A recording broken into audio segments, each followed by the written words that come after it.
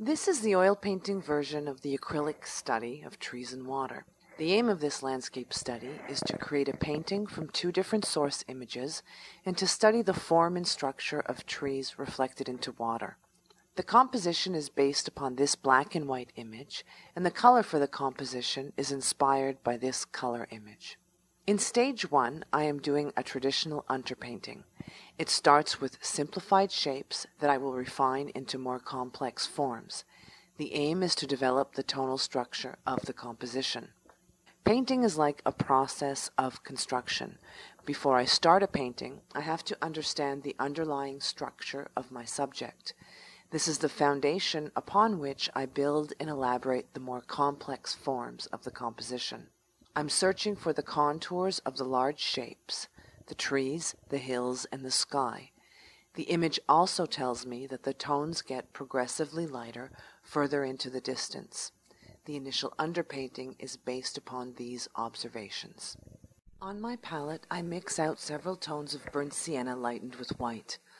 I start with the simplified shapes. The tones represent the foreground trees, middle ground hills, and background sky.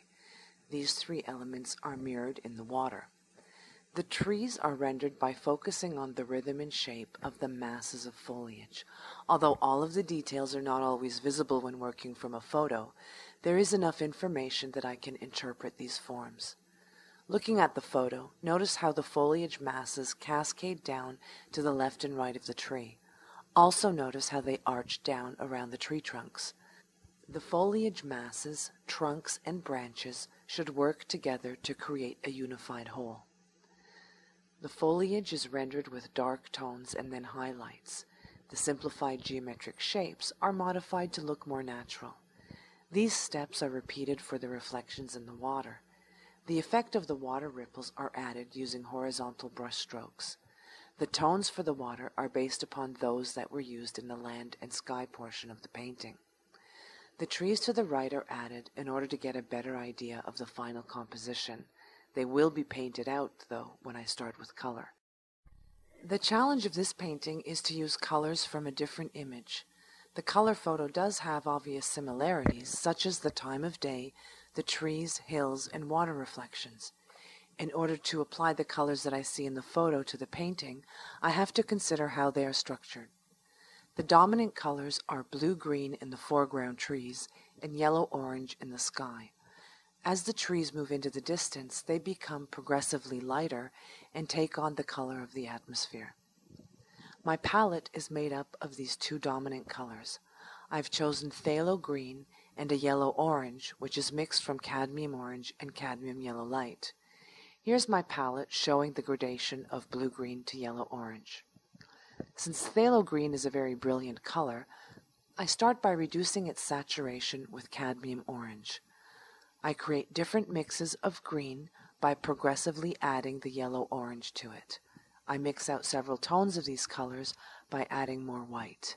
To the right of the palette, I have pale mixes of yellow-orange for the sky.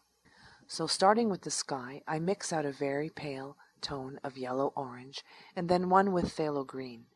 These two are mixed together to get an intermediate color. This is used for the sky gradation. Unlike the underpainting, I'm working from the background toward the foreground. Basic tones and colors are laid in one area at a time. Particular attention is paid to the relationship of one part as it relates to another. The hills are rendered with lighter tones of the green and yellow-orange mixes. The more distant hills are lighter in tone and warmer to suggest the early morning light. The tones are chosen in relation to the sky. The foreground trees are composed of the darker mixes of phthalo green, muted with orange, and then lightened with the yellow-orange. The shadows have more phthalo green in them. The lights of the trees have yellow-orange in the green mix. I start the trees by first laying in dark tones, and then I add middle tones and light tones. Each mass of foliage is laid down in relation to the one that is neighboring it. This is the best way to control the tonal relationship of the parts and the whole.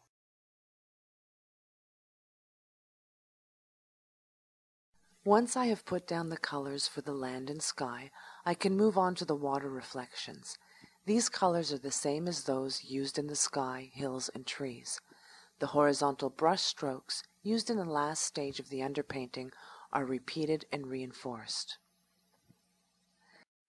The last stage of the painting is the addition of details. This means going back and refining all of the shapes and colors. Since I'm painting wet into wet, I'm also using more paint. With each addition of color, you can see a slight impasto effect beginning. After strengthening the middle ground shapes and colors, I go to refine the masses of foliage. The simplified forms are broken down with uneven edges to give a greater sense of naturalism. Colors and contrasts are reinforced. The tree trunks and branches are placed in order to support the masses of foliage.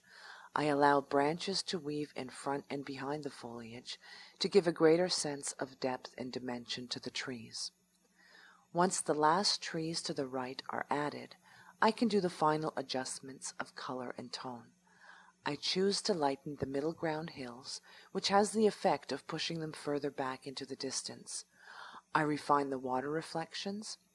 I further lighten the sky and the foreground trees, and I finish with trunks and branches.